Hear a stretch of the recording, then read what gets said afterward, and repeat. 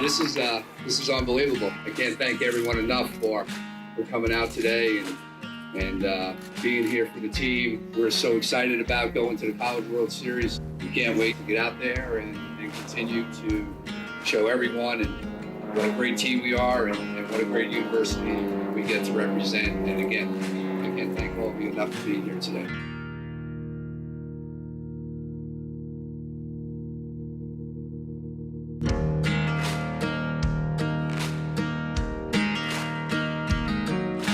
This was the summation of what we love about baseball. This team believed in something. They really were one of the best baseball teams I had seen. They were well coached, they were disciplined, and they had a lot of talent. And Stony Brook, you have shocked the world. The Seawolves are headed to Omaha. These guys were not lucky. They were just good. Yeah, maybe they didn't have the guys, with light up the radar gun, but they had baseball IQ and a certain will that made them stand out even amongst giants.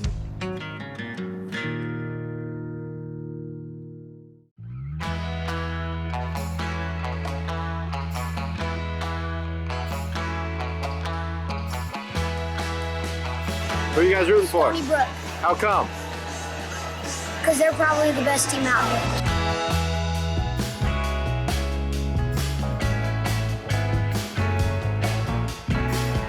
What we did, together, was insane, man. A year ago, we didn't have a baseball field.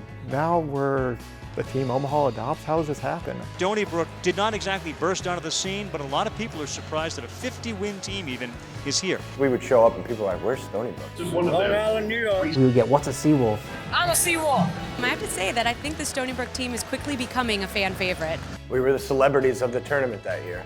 The line at Omaha to get our autographs was out the door. People walking down the streets doing this. Conference, regional, super regional, Omaha. Stony Brook is certainly enjoying the limelight here in Omaha. How did you guys get so much talent on one team? It's that's a good question. Travis Jankowski, one of the top center fielders in the entire country. Pat Kenwell, an outstanding defensive catcher. Willie Carmona is the number 3 hitter. He has an enormous physical presence. Having a guy like Max Tissenbaum in the middle of that lineup, a guy hitting in the 4-hole, it's one of the hardest guys in the country to strike out. Those guys get unnoticed. Every person on that team was a puzzle piece that fit perfect together. We had what I consider a unicorn in sports, right? You had guys that were bought in, frontline guys like Willie and Travis and Pat, but also the guys that were on the bench were just the most supportive dudes in the entire world. There they are. Hello, Long Island. That was, I think, the secret sauce to the team of 2012 is how close we were. Nothing will ever compare to LSU, ever. To look around and see every big league dude that's on my team for the Rangers, watch them play and beat LSU. That's probably one of my top 10 moments of being a big leaguer. Everybody's coming up to me, man, look at Stony Brook. They whooped LSU, that's awesome, we're rooting for them. And it gave me a huge sense of pride because for the first time, I don't have to tell people where I went to school. To make it to the mecca of college baseball, it shattered a lot of preconceived notions about Long Island baseball and Northeast baseball. Once you break through to that point, people really realize it's it might be Cinderella, but these dudes belong here. These guys are pretty special.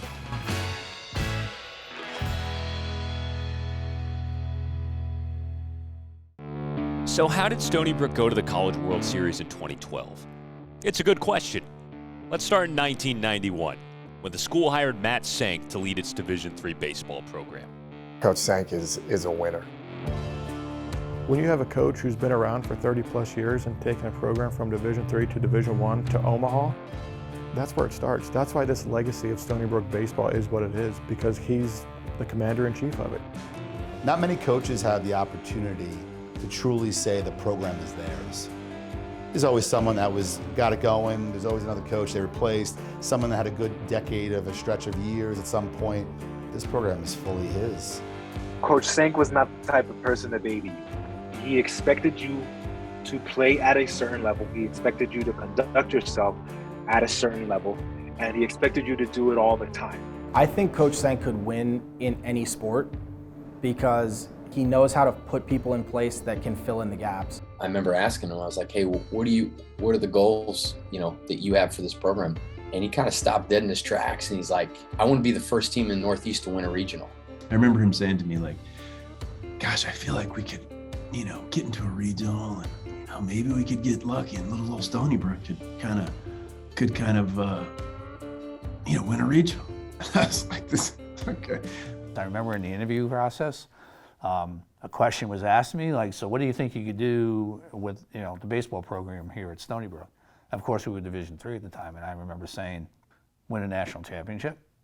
Well, how are you going to do that? I go, well, the last time I checked, in New Jersey, in that Division III conference, they were playing for national championships, winning the national championships, and I remember saying, well, I don't think the weather's that much better in New Jersey, so why can't we do that here?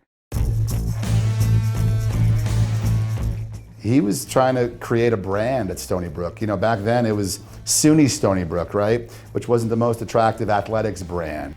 What I remember, especially the D3 guys, back then, they knew they were playing because they just loved playing. They loved playing baseball. We got a good group of guys. 95 team was special on the field, and I think we accomplished a lot of things, and hopefully we're a small piece of this building process. Those guys got one uniform, they got one hat, and they got a subpar field and no scholarship money, and they played their asses off. By 2010, Senk had guided Stony Brook to its third NCAA tournament in the last 7 years. In 2011, the Seawolves fielded their best team yet. It's hard to talk about the group in 12 without really understanding the collective group that was part of that in 11 as well. For me personally, I think the 2011 team would have beaten the 2012 team. I would love to see the 2011 team play the 2012 team and see who would have won. I think in a 7-game series, there's no telling. Even to this day, I think that team was just as good, if not better. We had Nick Tropiano as our ace. One of the most competitive guys I've ever met in my life.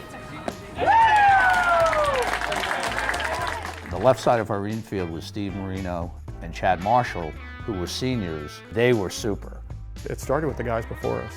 Tropiano and Marshall and Marino were guys that, certainly helped that. And then the guys like, Cantwell and Johnson and Jankowski and Carmona, and those guys took right over and said, hey, this is what we're going to do. And if you don't like it, I might punch you in the face. I don't know that I'll ever coach a kid like Pat Cantwell. You look back at that team and he's the captain. You can imagine an Navy SEAL playing the catching position, and then you got Patrick Cantwell. Pat was the type of player that every coach wants to have, and every parent really wishes their son becomes.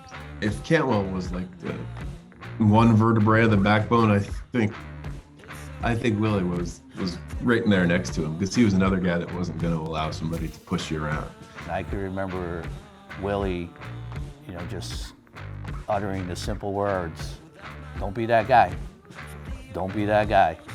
And nobody wanted to be that guy and get on Willie's bad side. Good way to describe Willie. He's pretty much a beast.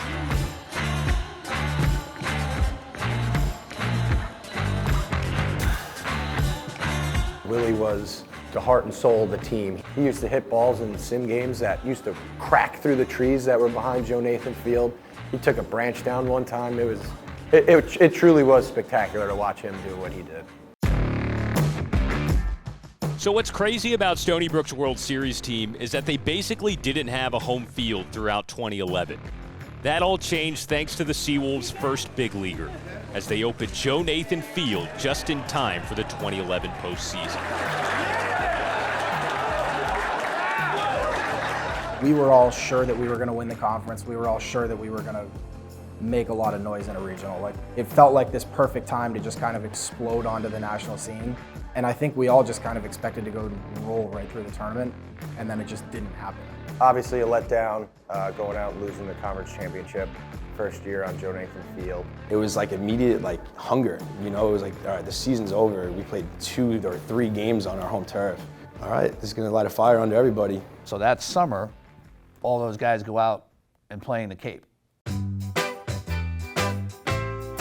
If you were up there in the Cape, like, you probably didn't go more than 1 or 2 games in a row without playing a guy from Stony Brook. I mean, the Cape itself is just, it was a great experience for those guys to kind of realize, like, hey, you know, we can be on the national stage. We can play with these guys. Tanner Nivens played in Brewster that year, and one of his teammates put a $5 bet on us to win the College World Series after the Cape summer. He's like, there's no way you guys don't make it. That's a good bet. Willie was pitching and hitting, 500-foot home runs, and Tyler was pitching well for Orleans. Tanner played with Aaron Judge in Brewster. But that year, Travis was extraordinary. It was unbelievable to watch him work.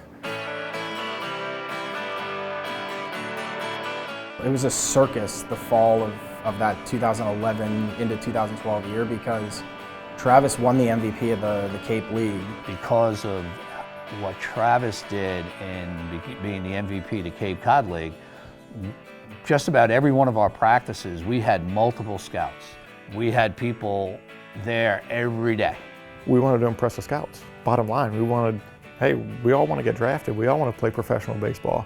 So having 20, 30 scouts at every practice, sitting behind our cage, watching pitchers throw to hitters, watching outfielders do work, watching infielders do work, that made everyone elevate their game. Stony Brook rolled through the 2012 regular season, finishing with a national best 46 wins. The Seawolves would wrap up their unfinished business at home and win the America East Tournament. 1, 2, yeah!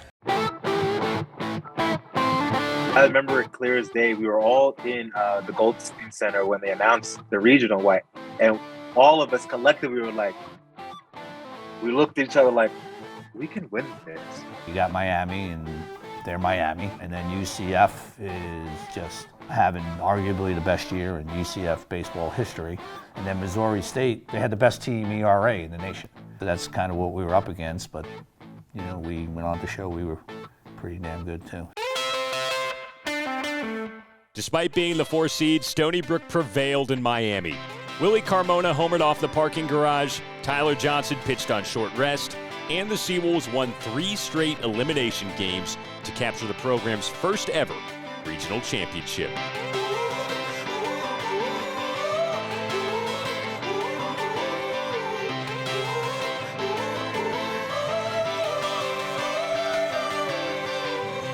I remember thinking just like, oh my God, we did it. 3 consecutive elimination games. It was unbelievable. Like that celebration was wild. We had just won the regional, and Travis found out after the game that the Padres had taken him in the first round, supplemental first round. And it's like, how can this get any better? The Padres called me and said they had selected me, and I went on the bus and told the guys, and everyone came running off, and we had a huge mosh pit in the parking lot there. So that was really cool to be able to experience that with the guys. Pat gets his call right as we're loading up the bus, so everybody's there and we get to celebrate with him. We flew to New Orleans, and we're at baggage claim. Me, Willie, Campbell, in a matter of half an hour. Tyler got his, Jazz got his. I don't think that people realize how cool that was to share with that group. The 2012 Seawolves had 7 different players selected in that summer's MLB draft, and they were all calling Baton Rouge as Stony Brook geared up for a super regional trip to LSU. Alec Box Stadium, this is what college baseball is all about. It's a great scene, and here we go.